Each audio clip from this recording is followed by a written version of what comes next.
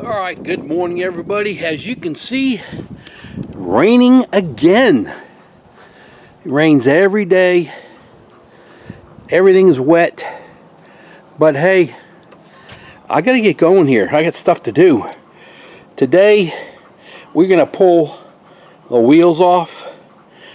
I need to take them down and air them up. I need to take the buddy bearing cap off. And we need to pull the wheels in hubs and inspect the bearings, make sure everything looks nice. We're going to double check and get this taken care of. Alright, let me get these wheels off and we will go from there. Now remember, all these wheels also do get retorqued again. Alright, I got the first wheel off. And I'm looking at the brakes. All the brakes look really good. What you want to do is make sure that sensor, which is really not a sensor, is a magnetic piece. Whenever you hit your brakes, electric brakes, it rubs on this hub, which makes like a continuity that allows these brake pedals to push out, brake pads. So everything looks good there. Bearings, I don't see no foreign material in here. There's the bearing here. That bearing looks really, really good. The same with that one there. And here's the key that I've always worked with. If you don't smell something wrong with your bearings, I prefer to leave them alone. They're not in the water. I mean, it does rain, but they're sealed. And you can see we have a good seal still. I will not take them apart and clean them up and soak them, because you could get dirt in that and cause an issue. So what I'll do is I'll clean up that seal real nice and easy. I'm going to put this all back together again, put that bearing back on there, there's a special lock, I'll show you the lock, and then I'm going to put the buddy cap back on, and here's your spot that you're going to put your grease gun on, and we're going to pump this thing full of grease again, put some more grease in here, and then we're going to call it good. Sometimes you want to do a real good job, you cause problems. So everything looks great. There's no grooves in here. I mean, that looks really good. And brake pads are great. A helpful hint, do not, when you jack these up, do not jack them way up in the middle on the axle shaft. Jack them as close as you can to your shackle. Now, I had a car fall on me. It crushed me. I'm very scared to get under things, so I am about 4 inches on the other side of the jack of the spring bolts, U-bolts, and then I got a jack stand there. That's just the way I work now. I'm petrified working underneath anything, so that's why the jack is on that side. Usually you want to pick it up on that shackle, but I want a jack stand there too. Alright guys, let me get this back together, and I'm going to show you. Let me back this up. I'm going to show you how there's a locking nut or spring on here. Alright guys, here we go. The way we work with these big nuts, what we do, let me turn the camera straight. I hit it and I didn't know I moved it. There we go. Alright, we want to make sure, I'm pretty much bottomed out now. We want to check it, spin it, make sure we don't feel nothing funky going on. What I usually do is I will take this and I'll grab it. And you can feel stop, go, stop, go. I mean, you can literally feel that. Okay, so I really go just to begin to stop, and I want to back it up just a little bit. And then I always spin the wheel again. And if it feels good, now we're going to concentrate on putting this on. And if you look, trying to look in here, you see how these all split apart right here? Every one of those split apart. Okay, those splits are going to go on top of this nut. This flat piece that's right here goes on the flat part of this.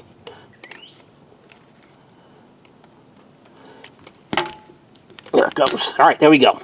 We're locked in there.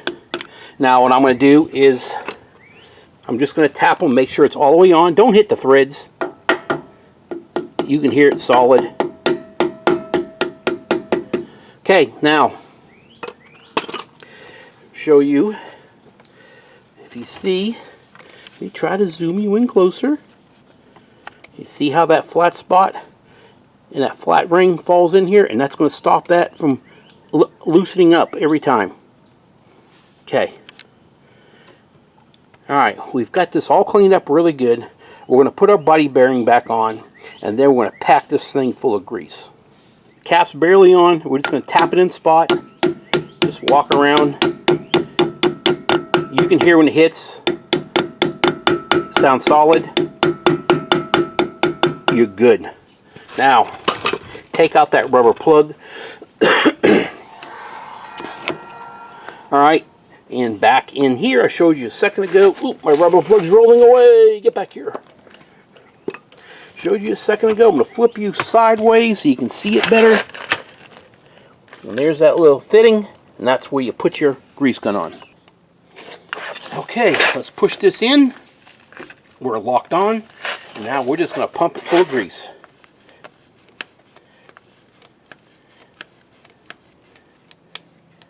We're just going to keep right on going till we start seeing grease coming out. Now I like to spin it a little bit.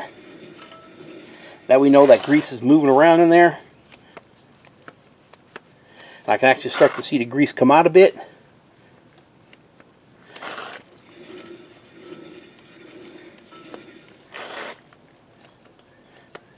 That means we are filling up with grease.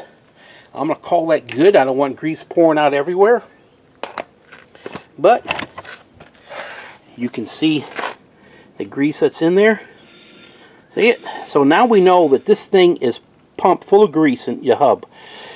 Good idea is every year, every spring, pump some grease in there and you should be good. It'll help keep the moisture out and keep the bearings good. I've got 3 more wheels to do, so I better get going. Now we can put the cap on. Let's not forget our cap. It's right here. Let's make sure that's always on good, because if you don't, you will have a greasy mess on your wheel.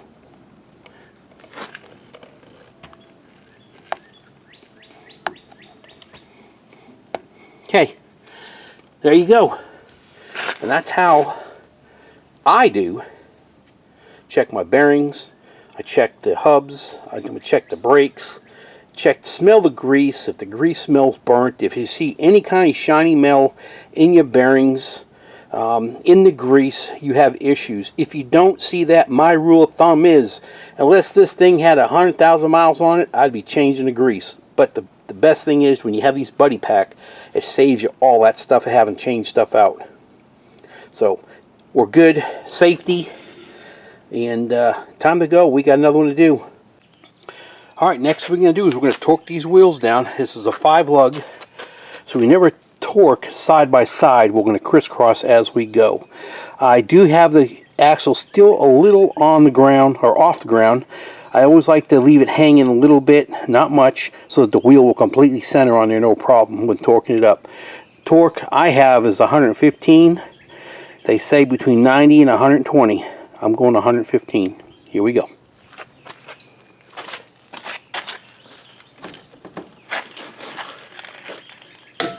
There's 1,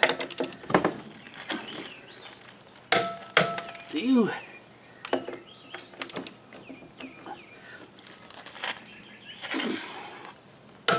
3.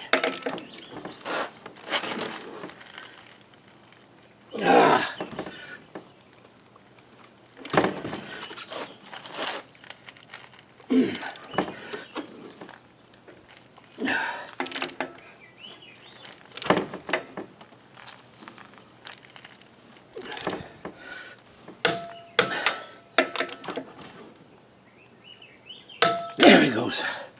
Recheck them.